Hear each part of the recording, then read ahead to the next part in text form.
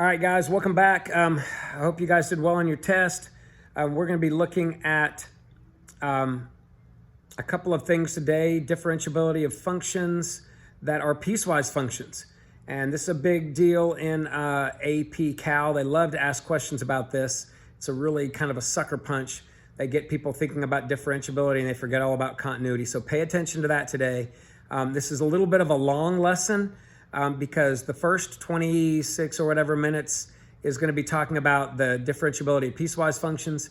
And then the last 26, 28 minutes is just talking about how to do some of these AP style questions with L'Hopital's rule, which we'll talk about a little bit more, and also with these tables. We'll talk a little bit about that. So feel free to increase the playback speed if you can handle it. I think most people can handle about 1.5. If you get up to 2, again, I'm going to sound like a chipmunk, and it's going to be probably hard to follow at times, but especially the second half of the video where I'm just going through problems, you might be able to handle that. You can always slow back and repeat it. So anyway, good luck with this. And then I'm going to have a couple days on Thursday and Friday where you're just working and checking your answers. Make sure to turn in stuff if it's due. Very little homework for tonight, just to finish up the problems that I didn't finish. Can't be more than 5 or 6 problems. We'll review a little bit more stuff on Thursday and Friday, and then I'll have quite a few videos next week leading up to our final test, even if it's a video just going over solutions or whatever. So definitely check out that stuff. Email me if you have any questions, and good luck. Have fun with this video. All right, guys, so this is definitely a time when I would love to actually be in front of you and be pointing and really looking at your eyes, making sure you're with me. Okay, so like I mentioned a second ago, what we're going to be looking at today are 2 things. One, we've already talked about, and that's continuity. And remember, I'm going to remind you about this. When we talk about continuity, or is a function continuous, it really isn't that big of a deal on something like a line, because a line is a nice, smooth, continuous function. So of course it's continuous. So if I ask you if it's continuous, you can just say yes if it's a line, or it's a parabola like this, or if it's a polynomial like this, or even a rational function like this. Most of the time, these functions are continuous. The top 3 are always continuous: lines, polynomials, parabolas. The bottom is actually a rational function. And you know that a rational function sometimes has holes and VAs. This one has a VA at 3. Okay, so we would say, no, it's not continuous at 3.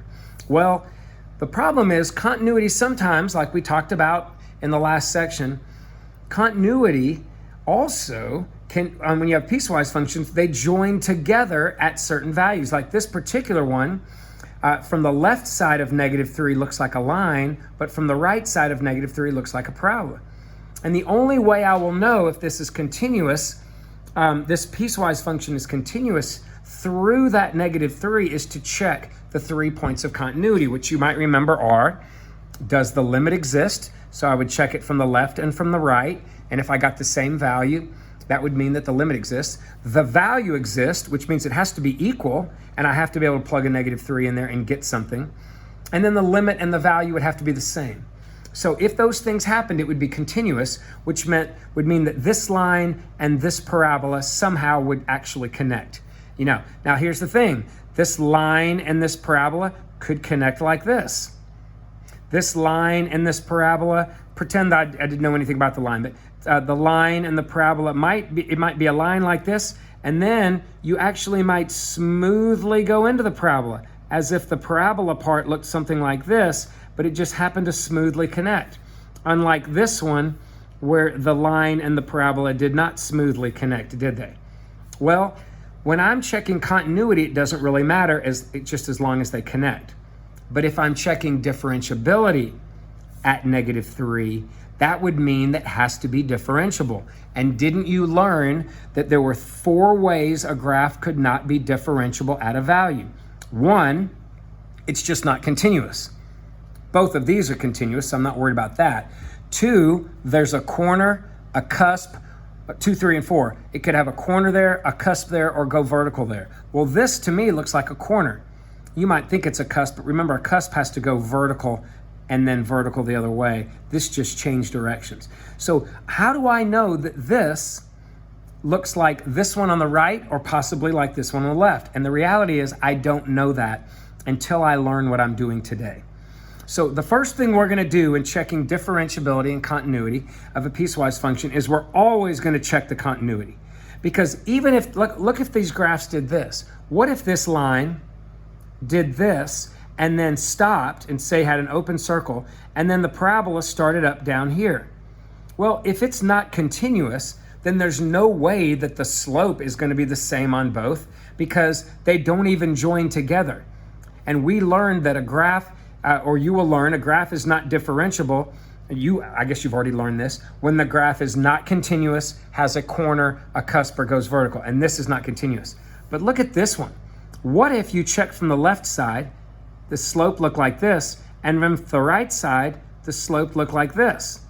Well, the slopes, the tangent lines there are actually the same. But the problem is they're not continuous. So this and this have the same slopes because if they were connected, it would be nice and smooth through there, but they're not connected. Can you tell that by looking at this? Not immediately.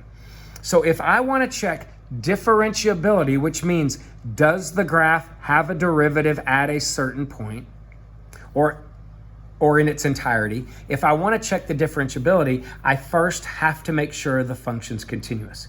So what I'm going to do here is check the 3 points of continuity first before I ever get to the differentiability part. And if it's not continuous, then it's not differentiable. So let's check -3. Let's check the limit from the left and the right. Well, from the left, I plug a -3 in there, I get a 0. From the right, I plug a -3 there and I get a -1 squared, which is 1 minus 1 is 0. So the limit is 0. Okay, let's check the value at -3 where it's equal. I plug that in and I also get a 0. Well, and then those are equal. So if the limit exists, the value exists, and they're equal, the 3 points of continuity have been checked. So yes, it's continuous. So is the function continuous? Yes, which means there's a chance it might also be differentiable there. Okay, so let's check at -1, and then I'll go to check the differentiability part next. At -1, what's the limit from the left? Well, -1 plus 2 is 1, 1 squared is 1, 1 minus 1 is also 0. From the right, I plug a -1 in there. -1 minus a -1. Well, that's -1 plus 1, that's also a 0. So the limit is 0. The value is where it's equal. That's also 0. The limit exists, the value exists, and they're the same. Also continuous, yes. Let's check it 2. 2 from the left, 8 minus 2 is 6. 2 from the right, if I plug a 2 in there, 2 minus 3 is a -1. 1 -1 over -1 is a +1. 1 plus 5 is also 6. So the limit from the left and the limit from the right were the same. That means the limit exists, and it was 6. The value is where it's equal. That's also 8 minus 2. That's also 6. The limit and the value exist. Yes. Okay, now at 3 is not a place where the graph broke, but 3 is a place where this graph is undefined. And 3 is on that interval. Now, if this had been x minus 1, 1 is a place where it's not defined, but 1's not on that interval. But since 3 is on that interval, it is going to occur there, and there's going to be a VA there. It's not continuous. So I know right now, without doing anything more, that there's no way that this function can be differentiable at 3 because it's not even continuous at 3. Now, is this function continuous everywhere else? Can you assume it's differentiable everywhere else? Okay, well, I can say yes, everywhere except 3, because I already know that lines, parabolas, and polynomials don't have holes or VAs.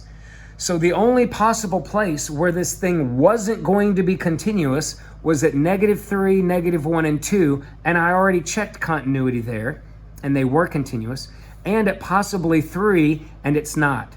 So right now, I can assume that it's differentiable everywhere except at x equals 3.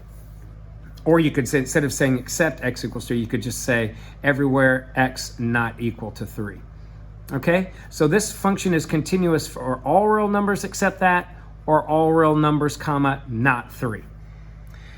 Okay, so, but I have to check continuity, and you're going to see why in a second, or on other problems that we do. If I don't check continuity and I just check differentiability, you might see that the derivatives from the left and the right are the same. And you go, oh, look, the derivatives are the same. It must be differentiable. But if they don't connect, it's not continuous. I've got to check continuity first.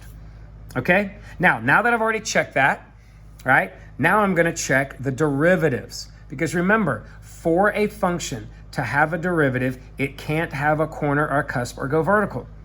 Now I know none of these graphs have corners, cusp, or going vertical in and of themselves, but it's possible that they might when they connect, right? It's possible that you might have a sudden change in direction when they connect. So what I would do to check the derivative or the slope from the left and the slope from the right is actually find a slope piecewise function. So basically, I'm just taking this function and finding its piecewise slope or derivative function. So I'm just going to take the derivative of each of those parts. So the derivative of the first one is just 2, and that's everywhere that the x values are smaller than -3. So this part over here doesn't change. Taking the derivative of the second part, I can go 2 blah to the first, 2 blah to the first, times the derivative of the blah, which is also a 1, and then the derivative of the -1 is a 0. Some people like foiling this out before you take the derivative. Totally fine. If you do that, you get 2x plus 4, which is what I have right here. All right. Then the derivative of the third part is going to be 3x squared minus 1. And then the derivative of the last part, well, that's a little bit trickier. I know that the derivative of the 5 is 0, so I can ignore that. And to take the derivative of this, well, that negative's on the outside. That really bothers me. So I'm going to think about that negative as just being on the top. Makes it easier for me to think. And I'm going to do the quotient rule. So low d high, the derivative of the high is 0, so that's gone. And then I'm going to go minus high, so minus a -1 gives me positive 1, times d low, which is also 1, all of that over the low squared, which is x minus 3 quantity squared. So basically I get, sorry about that, you haven't been able to see that, that's wonderful. So the derivative of the top function, the derivative of the second function, the derivative of the middle function, or the third function, and then the low d high, the two negatives cancel, make a positive. And then, low d high, the d high is the 0, it goes away. And then minus high, and since the high is negative, the minus and negative becomes a positive 1. D low is a 1 over the low squared. And that's my piecewise function for the derivative. Now, what I'm going to do now is check the derivative from the left and the right. Because for a slope to exist, like at any particular value, when I find the derivative, I'm finding that tangent line. Well, I got to check to see if when I come in from the right, if that slope's the same as the left, because there are two different functions here. And if it doesn't look smooth, if it's not smooth like that, I'm going to get a different derivative from each side. That would indicate a corner. So let's check it. At -3, what's the slope?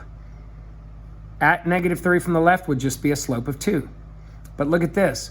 From the right side, when I plug a -3 in there, I get -1 times 2 is -2.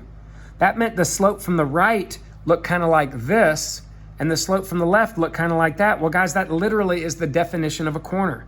So when I check that, is the function differentiable at -3? No. The slopes were different from both sides.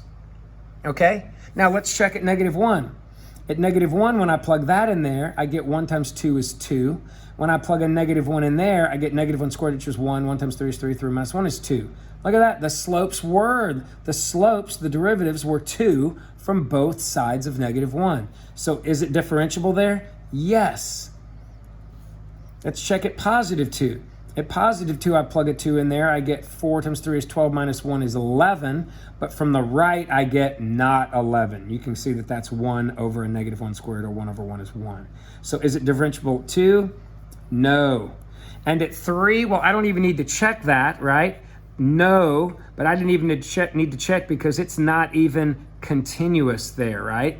And remember, to be differentiable, it has to be continuous. All right? So according to this, it says we should be able to tell if the function is differentiable at other places as well. Now, do I have to worry about checking continuity at -2, for instance? No, because -2, if you go back to this function, is in the middle of this parabola. And parabolas don't have corners or cusps or places where the graph goes vertical. So anywhere in between the endpoints, I should be fine. And if I'm fine there, if it's continuous and differentiable there, then of course it's differentiable here. What about at 0? 0, 2 is on that interval from -3 to -1. No, I'm sorry. It's on the interval from -1 to 2. Polynomial functions, guys, are just wavy functions with no corners or cusps. So at 0, I should also, is it differentiable there? Yes, it's differentiable. And even at 12, which is on the bottom function, yes, if I plug a 12 in, I get a value. It's in the middle of a rational function, which might not be continuous at 3, but it's continuous and differentiable everywhere else. There are no corners or cusps or anything like that on any of these functions. So here, yes, it's going to be differentiable everywhere else except at uncontinuous spots, right? Or possibly at spots where these join together if they're not continuous. Okay? So finally, where would this graph be differentiable? Well, you found that it was not differentiable at -3. So from -infinity to -3, I have to break it there. You found that it was not differentiable at 2. So I'm going to have to break it at 2. You also found that it was not continuous at 3. And if it's not continuous, it's also not differentiable. So I have to break it at 3. But other than -3, 2, and 3, it is continuous everywhere else. All right? So that basically is differentiability of a piecewise function. And you're going to see this a lot of ways on this AP test, as well as in this class and in AP Calculus. So let me talk about it a little bit more. Okay, so here's another example. Let's go through and see if we can figure this out. So when I look at this piecewise function, I look at a polynomial, a line, a parabola, and another line. Now I know polynomials, parabolas, lines, all of these are continuous functions everywhere on their domain, okay? And they're also differentiable functions because these graphs don't have corners and cusps and places where they go vertical. So the only, or discontinuous places like vertical asymptotes or holes. So the only places where these things could possibly not be differentiable or continuous for that matter is where they connect. And it looks like they connect at -1, 2, and at 4. Okay, so let's go through and check those. What about at -12? Well, guys, -12 is in the midst of this polynomial. Of course it's continuous, so of course it's differentiable because polynomials don't have corners, cusps, or places where they go vertical, and they never are discontinuous, right? So this one, as long as it's not at -1, I could say that it's continuous and differentiable. And by the way, in AP Cal, when you say it's differentiable, you already are assuming that it's continuous, or you've already proven or shown that. All right, what about at -1? Now wait, -1 is where they join together. So before I can check differentiability, I've got to check continuity first. So check continuity first. All right, how do I do that? Once again, check the limit from the left and from the right. So at -1, I get -3 plus 2 is -1. -1 minus 9 is -10. -1 here. -4 minus 6 is -10. So the limit exists from the left and the right. They match, so the limit is -10. Let's check the value. Well, at -1, plug it back in there. Again, I get a -10. So that tells me right there that the value exists, the limit exists, and they're the same. So check continuity first, and yes, it is continuous.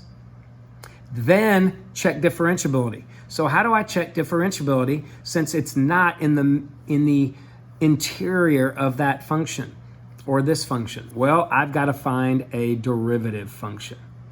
Okay, so how do I do that? I take the derivative of each part. So this would be a 9x squared minus 2, same interval. This will be 4, so it's just a constant horizontal line, which that makes sense, right? Because lines always have the same slope, and that's true there. This would be a -2x plus 6, and that's going to be true there. And then this is just going to be another constant. The derivative is always 2, slope's always 2, and that's going to be true here. So what is the derivative at a -1? Well, again, it splits there. So let's plug a -1 in there, and I get 9 minus 2 is 7. Let's plug a -1 in there, and I get a 4. Well, 7 and 4 are not the same. So what that meant is that this graph had a slope of 7 from the left, and then a slope of 4 from the right. Those are sudden changes in slope. That's the definition of a corner. So not differentiable. Is differentiable? No, it is not differentiable. Okay, now let's check it 2. 2 again is at a breakpoint. So I have to check continuity. All right, so check continuity. When I check it at 2, 2 there gives me 8 minus 6 is 2.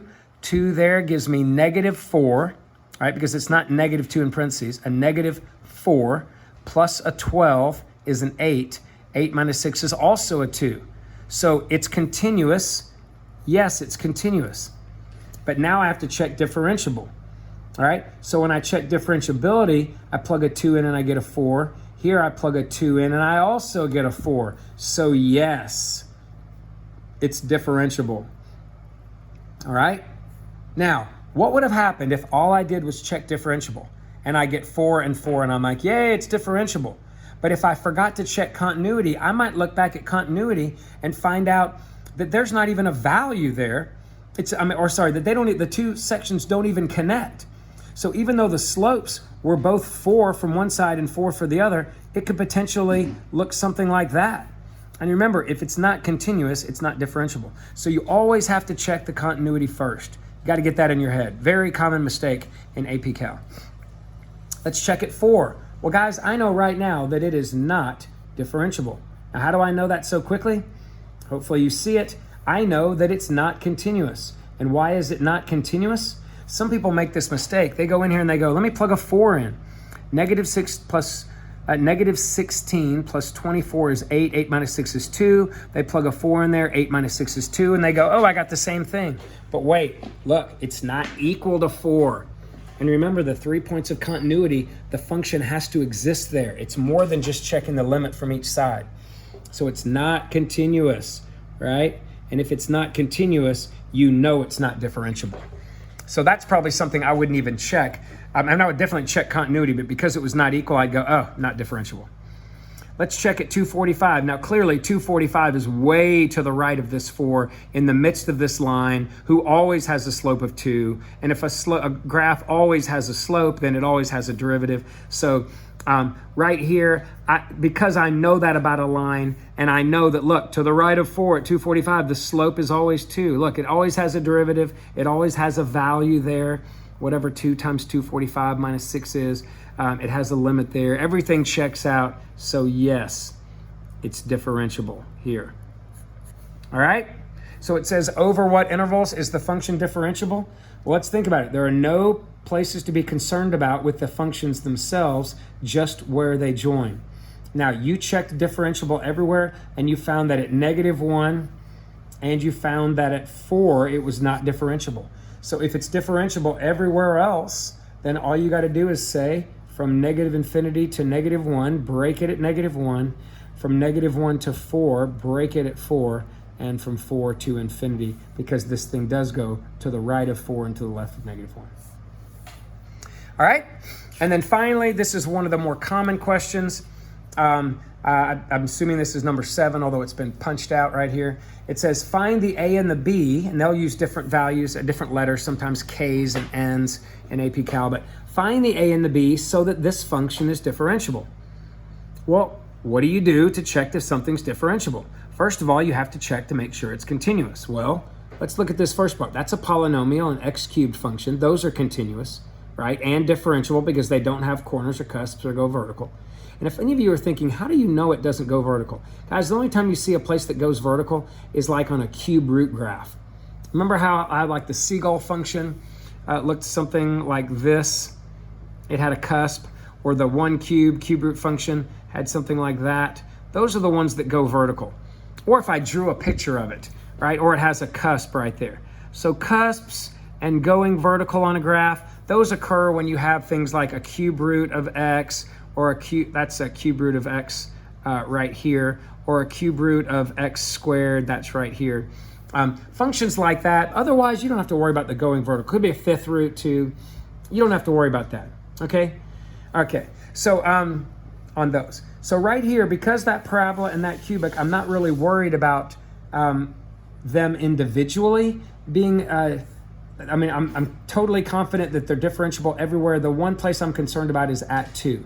So let's check continuity first. So if I plug a 2 in for x, I get 8a.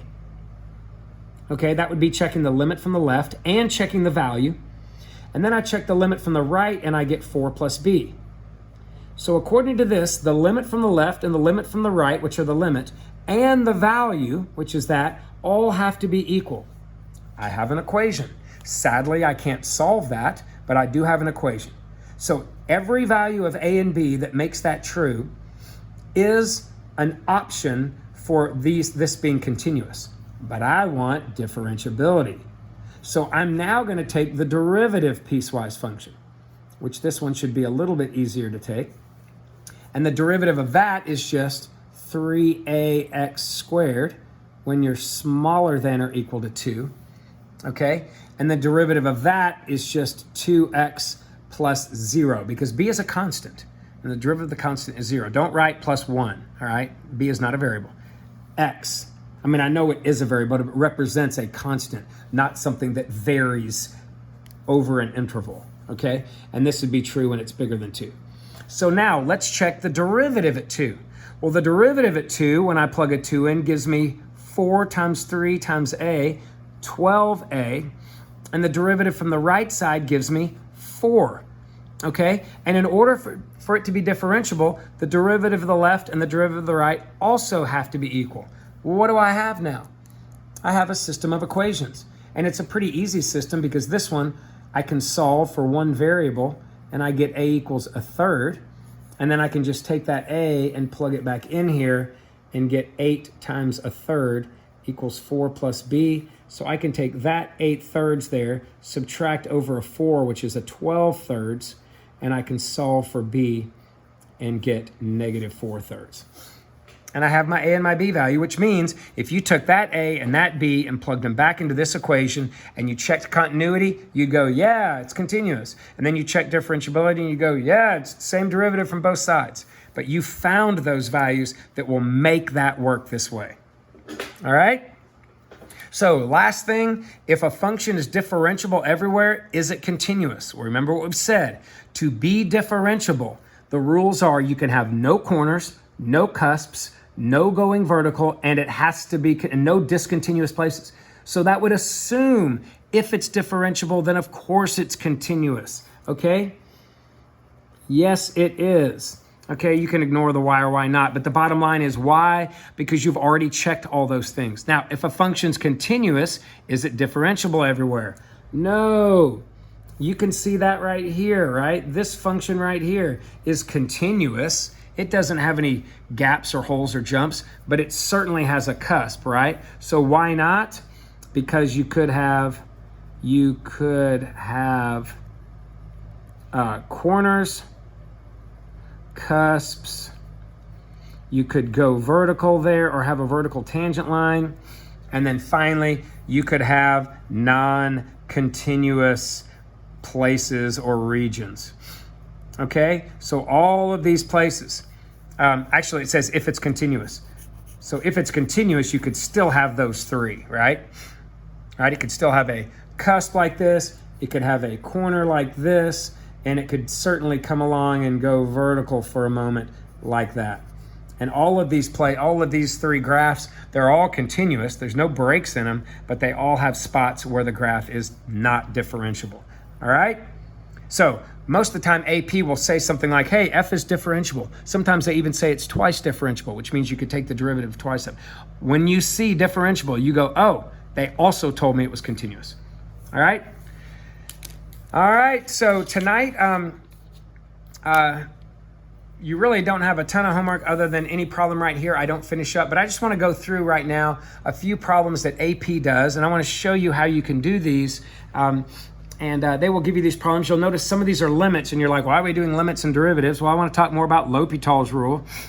I got to be honest, I'm doing so much, I don't even remember if I've mentioned it. I'm pretty sure I have, but we'll talk about that again. And now that you know how to do a derivative, you can apply L'Hopital's rule pretty well. All right, sorry about that. I just had to break away for a meeting. And so anyway, I'm going to kind of start over. So right here, this is a worksheet. It says sample AP questions and L'Hopital's rule. It's on page 91. And I just want to do a few of these random problems to kind of give you the idea. You can look back through them and kind of finish them out. I'll probably do at least half of them. But anyway, this first one gives you a function and asks you for the derivative at 1. And you might look at it and think, well, how do I do a definition of an absolute value? So I'm going to show you two ways to do this. The first one is the actual rule for the definition of the absolute value. So I'm going to write that off to the side here. So the rule for the definition of a derivative, if you are given a function, and I'm going to call it the absolute value of u. Okay, so there might be more than just an x in there. It could be like a x minus 3 or an x squared minus 5 or whatever. So the derivative of the, and I'll put an f of a u right here. So the derivative of the function with respect to u, what you do, it ends up being a fraction, and you're going to take that u and just copy it down. Notice I'm saying copy the u down, not the absolute value of it. So whatever's on the inside, copy it down. Then take the derivative of whatever is on the inside, and then put it over the actual absolute value. So for this particular function, to take the derivative of this absolute value of x minus 3, you're going to copy down the x minus 3. So I'm doing that.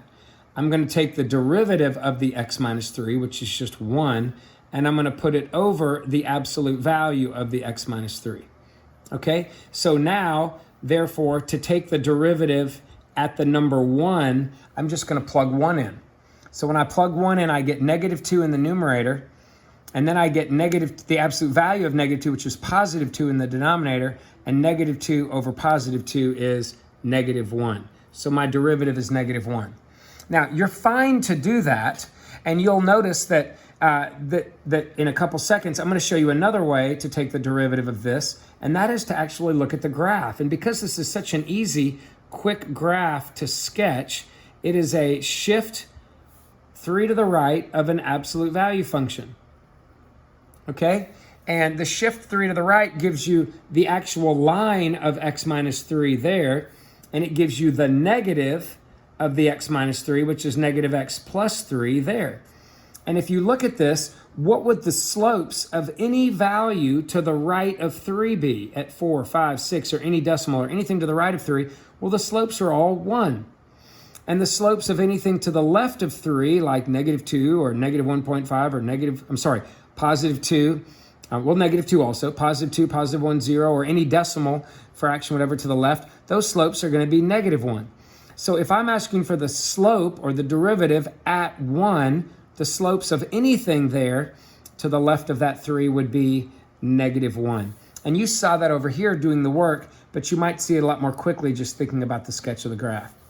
So this ended up being A. But while I'm here, I want to visit 3.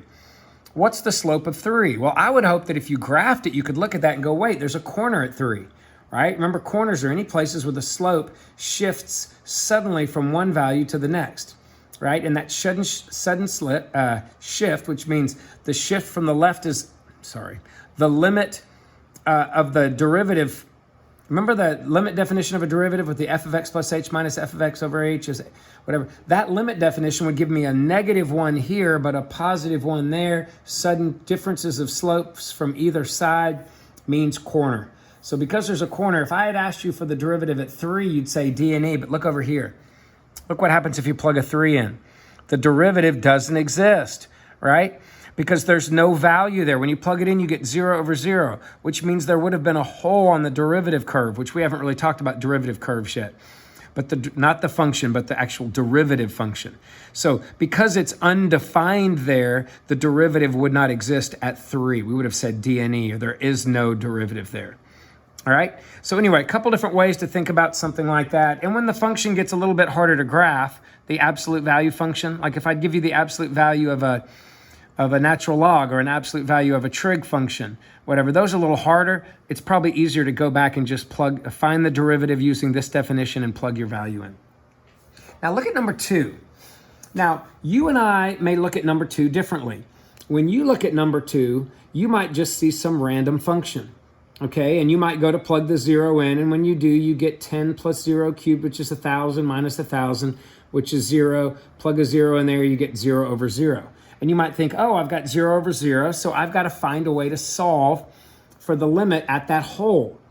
But because it's a hole, there's a really good chance that there is an actual limit, okay? Well, what I see is a derivative function, okay? What I see is actually a definition of a derivative. See, to me, I'm looking at this and I'm seeing the limit as h goes to 0 of f of x plus h minus f of x over h. See, I look at that and I go, it looks to me like I'll say when x is 10. See, it looks like to me that your function here was x cubed. And it looks like to me somebody plugged an x plus h in there and got x plus h cubed right here.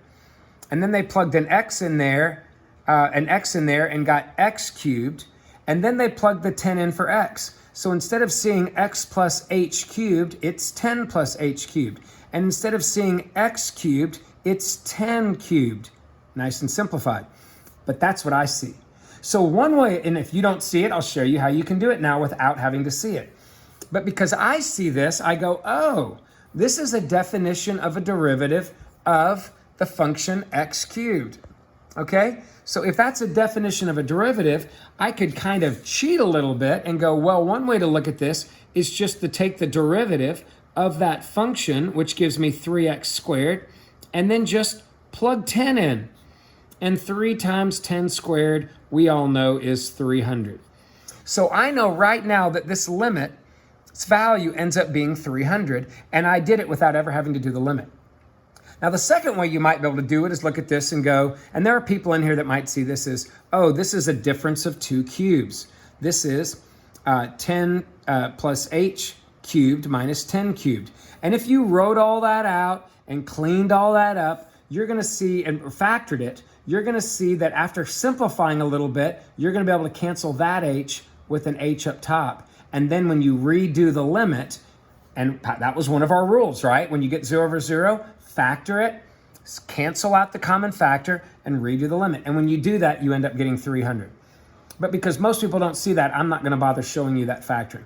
But the last thing is this. When you try to do a limit, whether you recognize this as a definition of a derivative or not, doesn't matter. When you get 0 over 0 or infinity over infinity or any number of weird, what we call indeterminate forms, you can apply L'Hopital's rule.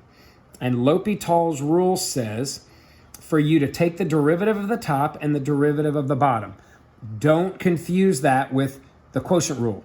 We're not doing the quotient rule. We're taking the derivative of the top and the derivative of the bottom, and then we're redoing the limit. So check that out. The derivative of the top would be 3, 10 plus h squared, times the derivative of the inside part, which is 0 plus 1, which you don't really need to write that. Now, the derivative of negative 1,000 is 0, and the derivative of h is 1, and then I just redo the limit. Now watch the magic that occurs. When I plug 0 in now, what do I get?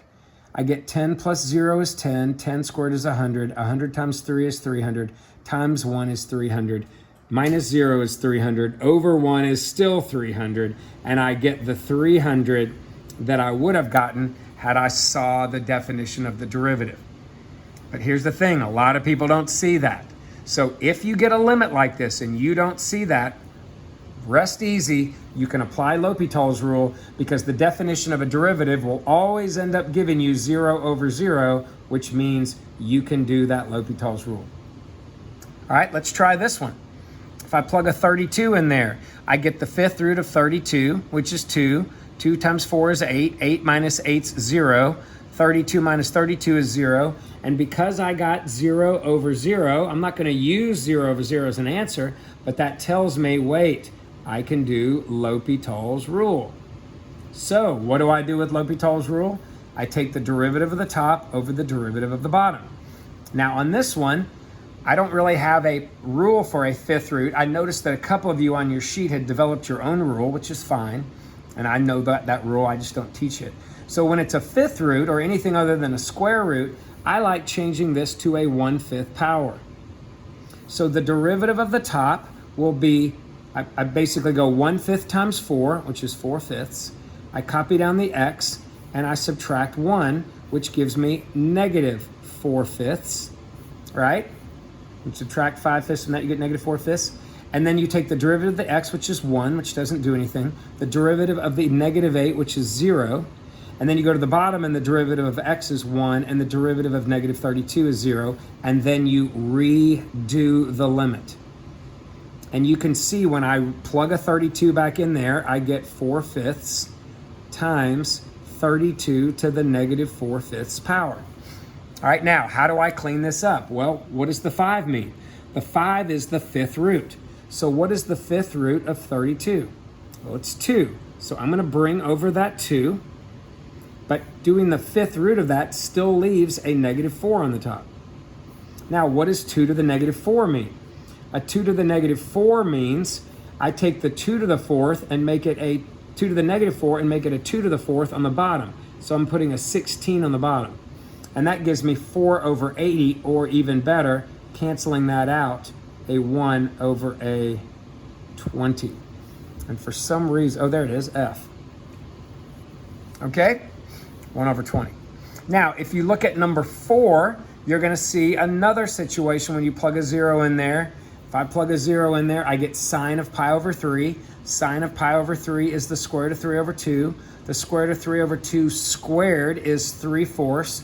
3/4 minus 3/4 is 0. Plug a 0 in there, I get 0. Guess what I'm able to do here? And the answer is yes, L'Hopital's rule. So I'm going to let you guys do L'Hopital's for that and finish that up. Okay, now this one is something that I threw on your other test just to see what you could do. But what does this expression mean? And I hope you remember that means the second derivative. Now there's no shortcut to getting to the second derivative without going through the first derivative. So the first thing I'm going to do is take the first derivative of that, which would be dy dx. And the rule for taking a derivative of an e to the power is to copy everything you see down. That takes care of the e part. And then the chain rule says go back and take the derivative of x squared, which is 2x. That's the that's the first derivative. Now this means the second derivative. Or instead of ddxing the y, you're going to ddx this. Well, to take the second derivative, now what do? I'm taking the derivative of that, and this is now a product. So I have to do the product rule. So here we go. To find the second derivative now, I'm going to go first, derivative of the second, 2, plus second times the derivative of the first. And how do you take the derivative of the first? Well, you could just copy this down since this is the derivative of the first part. Or you can just say, well, the derivative of an e to the blah is to copy the e to the blah down and then take the derivative of the exponent. Okay? Now, if you're remembering when you have an exponential function, there's also that part where you natural log the base, but a natural log of e is just 1, so I don't have to bother with that with e functions. Now, you'll notice that is not an option here. Well, that means that they went and actually factored some of this. Now, you don't need to do that on this if it's not multiple choice. But AP, a lot of these questions are multiple choice, so you have to learn how to take these and make them look like one of theirs. So the first thing I see is, well, it's factored, and it looks like in a lot of these I've factored out an EX squared. And look, these two have an EX squared, so I'm going to factor that out. And what do I have left? I have a 2 here, and then I have a 2x and a 2x, which is a plus 4x squared. Now, do I see that anywhere? And sure enough, I see it over here. Now, if I didn't see E, but instead I saw like maybe a 2 out front and a 1 plus 2x squared, that might work. But this was the one that matched that, so I'm going to go with E. Okay? I'm going to let you do number 8, number 6. Number 6 is a lot like 2, 3, and 4, in that when you plug an 8 in there, you get root 4, which is 2, minus 2, which is 0, over 0, and that is a L'Hopital situation. right? So try L'Hopital's rule with number 6. And I'm going to jump to number 7, which is a completely different line of thought. Okay, so let's take a look at number 7, and you'll see on number 7 they give you this big table, and on this big table they gave you a couple values of x, and it gave you the function values or the y values of those x's. It gave you the derivative values of those x's, the second derivative values of those x's, and actually the function and the derivative and the second derivative values of the g function as well. Okay, and then they come down here on number 7 and they go, hey, there's this other function, which is the h function, that is not in my table. And it asks you, what is the derivative of h at 3? Now, the derivative of h is not there. But we know that if I want to find the derivative of a function that is a quotient, I could use the quotient rule. So the derivative of h at 3 is just the derivative of the h with then the 3 plugged in. So what I'm going to do first is below this, I'm going to find the derivative of h at x. And then when I'm done getting that, I'll plug the 3 in up here and get my answer. So what would be the derivative of h if h is a quotient? Well, it's low d high minus high d low over low squared. So here we go. Low part, copy the low part down. Derivative of the high. So the derivative of the high part. And because I don't know what the function is, I'm going to leave it like that. Minus the high part times the derivative of the low, all of that over the low part, quantity squared. So there's my derivative with x. What is the derivative at 3? So what I'm essentially doing is plugging a 3 in everywhere. Now I'm not always going to take this step. What I normally would do is actually be thinking about g of 3, and I would just put that answer in there. But I'm going to go ahead and write this step out on this key so that it's really clear what I'm actually doing. And in the future, you'll see me just plug the values in. And you'll see that in a second. Or plug the values of 3 in for x. All right, and by the way, you could put the square right there, g squared of 3. It means the same thing, but I'll do it this way for now. So here we go. What's g of 3? Well, there's g, so g at 3 is 2. So I'm just going to plug a 2 in. And this is what I'll do in the future. I'll be thinking to myself, g of 3 is 2. Now, what's f prime of 3? Well, there's f prime. F prime of 3 is 4. So I'm going to plug a 4 in for that. I'm going to bring over the negative. What's f of 3? Well, f of 3 is 5. G prime, there's g prime. G prime of 3 is 7. And then finally, g of 3 is 2, but I'm squaring it. So what do I end up with? 8 minus 35 over 4, which gives me negative 27 fourths. And I look down and I see that as choice A. All right. So most of the time when you make an error on one of these, it's not even an option, although sometimes the option is none of these. So be careful on your math if you do have a none of these. But usually if you make a mistake, not always, but usually it's not an option just because it's really hard to anticipate what your mistakes would be for an AP reader or me. Check out this one. This one says if h of x is this product, what's the second derivative of h at 3? So as you can imagine, first thing we have to do is do the first derivative of h. And what is that? Well, to take a derivative of a product, I use the product rule. First times the derivative of the second plus second times the derivative of the first. And that gets me to h single prime, but you have double prime. So now I got to take the second derivative of this. Well, what do I have? Looks like I have a product here added to a product here. So I'm going to have to do a product rule first and then add it to another product rule, which is going to get a little nasty. Now watch me. First product rule. I'm ignoring this right now, just looking at those two. Okay, so here we go. First, d second. Now the derivative of a derivative is a second derivative plus second d first, f prime. And all of that comes from this.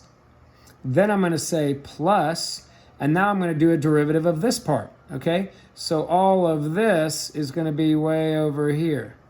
So first d second plus second d first, and then plus, and then another first d second plus second d first. So here we go. Another first d second f double prime of x plus second d first g prime of x. So now that I have all that, guess what h double prime of 3 is? Well, we're going to have to go through these. So first of all, and I'm not going to plug a 3 in and then do it. I'm going to do it. What would happen if I was finding f of 3? Well, f of 3 is 5, so I'm putting a 5 there. What's the second derivative of g of 3? From our table, the second derivative of g of 3 is -2. So I'm bringing down a -2. Okay? What is the... Yeah, I can get that on there. Okay? What is the... And then we'll put plus. What's g prime of 3? G prime of 3 is 7. Putting a 7 there. What's f prime of 3? F prime of 3 is 4. Then another plus. What's g of 3? G of 3 is 2. F double prime of 3, -3. Remember how we don't go times a negative, we put parentheses? And then f prime of 3 is 4. Hopefully I'm doing this correctly and not making careless errors. And g prime of 3 is 7. Okay, now I just got to clean all this up. That gives me a -10 plus a 28 minus a 6 plus another 28. Is that right? Hold on. First d second plus second d first. First d second plus second d first. Okay, yes. So I end up getting -10 and 28, which is 18, -6 and 28, which is 22, and 22 and 18 end up giving me 40, which is D. All right. I'm going to do number 9, and then I'm going to let you mess with number 10 and number 11, and that will be it for your very small homework. I actually don't need you to turn that in. Let me see, make sure about that. Let me double check really quick before I commit to that, not making you turn it in. Sorry about the delay.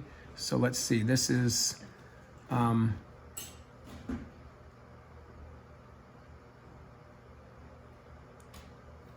sorry, I know I'm pausing. Sorry, guys. So we're doing that worksheet sample questions. I'm pretty sure, yeah, I am not having you turn this in. So this was Wednesday's work. You're watching this video, you'll get finished with it. Finish up those last few questions for your own sake. Check the key. I would say especially this number 10 and 11. Check the key on that.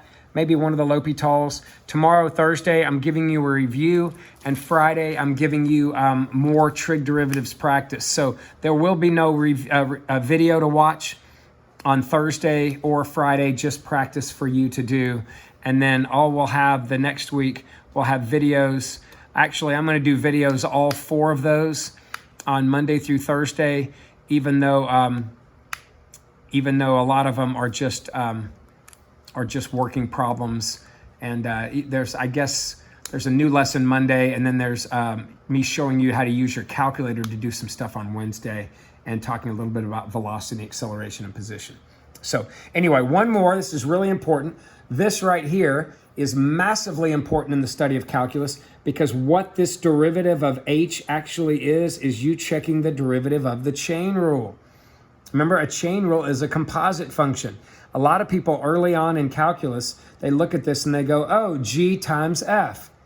But if it was g times f, it would be g of x, f of x. This is g of f of x. That is a composite function, and composite functions are chain rules when you take a derivative.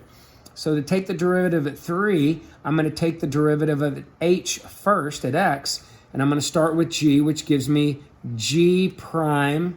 If it was just g of x, you'd write g prime of x, right? Well, it's g prime of blah, so you write the blah on the inside, and you're done with the g.